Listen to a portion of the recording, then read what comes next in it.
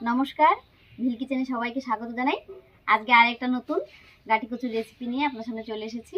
আর এটা খুবই সহজ, খুব তাড়াতাড়ি হয়ে যাবে, একেবারে কম তেল মশলায়, কোনো রকম বাটাবাটি ঝামেলা নেই। তবে খেতে দারুণ লাগে। আপনারা প্রথম থেকে শেষ পর্যন্ত সঙ্গে থাকুন, আশা করছি খুব ভালো লাগবে। প্রথমে আমি উনুনটা জ্বালিয়ে নিচ্ছি, গাটি কচুগুলো সেদ্ধ করে নেব।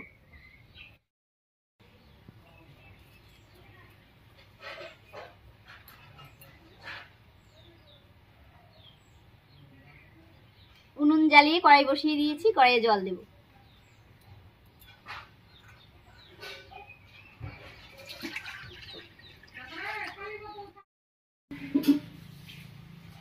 জলের মধ্যে দেব লবণ। এবারে কচুগুলো দিয়ে দিচ্ছি। আর কচুগুলো আমি আগে থেকে পরিষ্কার করে ধুয়ে নিয়েছি। এবারে ঢাকা দিয়ে সেদ্ধ করে নেব।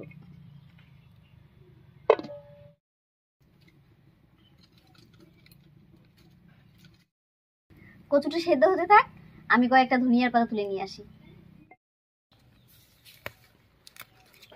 এগুলো শাল ধনিয়ার পাতা, অনেকে বিলাতি ধনিয়াও কিন্তু বলে।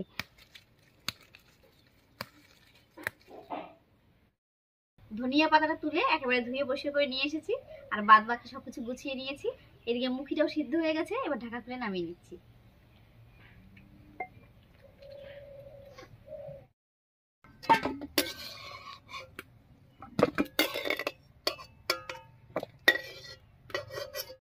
এবারে কচুর উপরে ঠান্ডা জল দিয়ে ছুলে নিচ্ছি।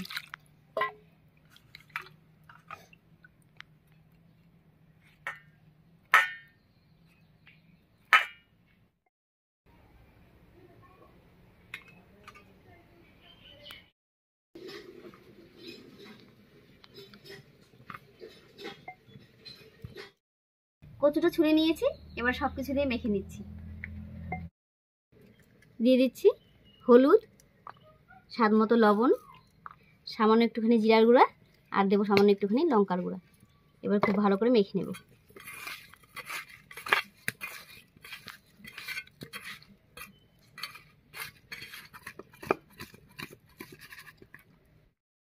এবার কড়াইয়ে দেব সরষের তেল। তেল গরম হয়ে গেছে, তেলের মধ্যে দেব একটা শুকনো লঙ্কা, আর দেবো 1 চামচ মতো পাঁচফোড়ন।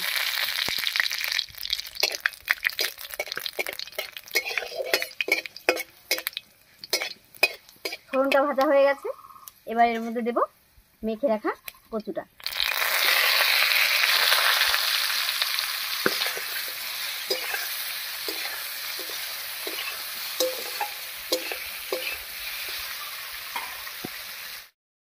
ফোড়নের উপরে কচুটা দিয়ে একটু নাড়িয়ে নিয়েছি। এবার এর মধ্যে দেবো চেরা কাঁচা লঙ্কা, আর এই অবস্থায় কচুটাকে একটু ভাজা ভাজা মতো করে নেব।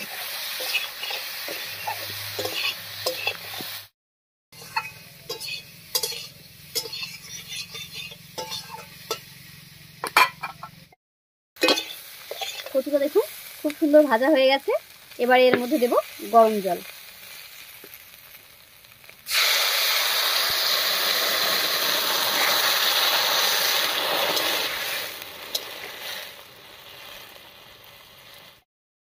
ঝোলটা জাল হতে থাক, আমি ধনিয়া পাতাটা কেটে নিচ্ছি।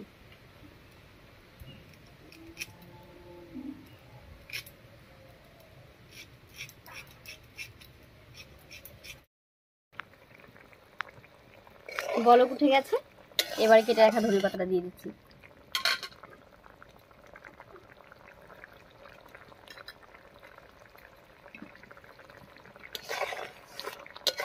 এবারে ঢাকা দিয়ে 3-4 মিনিট রান্না করে নেব। গাটি কচুর নিরামিষ রেসিপি একদম রেডি হয়ে গেছে। এবারে ঢাকা খুলে নামিয়ে নিচ্ছি।